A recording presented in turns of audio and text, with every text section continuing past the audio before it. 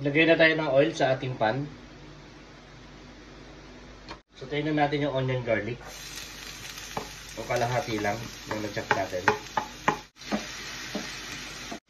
Pag translucent na yung ating onion garlic, pwede na natin add yung ating shrimp.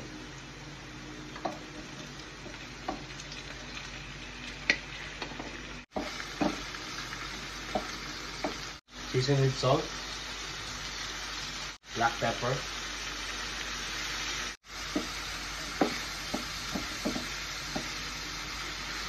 lagyan na natin yung Korean hot pepper paste natin.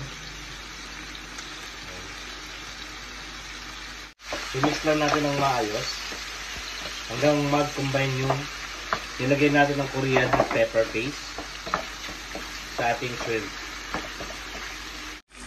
Add na natin yung ating crab paste.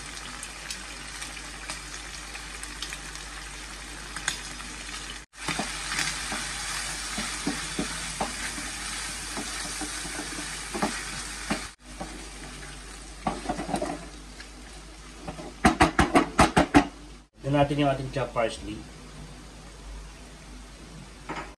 Haluin lang natin ng mabuti. Set aside na natin yung ating shrimp. Gagawa na tayo ng ating fried rice.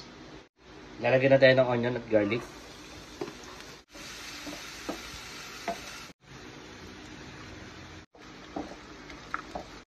Add na rin natin yung ating leftover rice. Ayan. Lagyan na sa mix. Black pepper.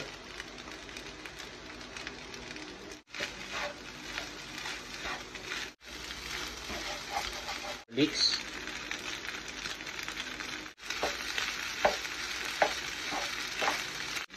Lagyan na natin yung shrimp na sinutay natin kaganina. Lagyan na natin sa ating fried rice.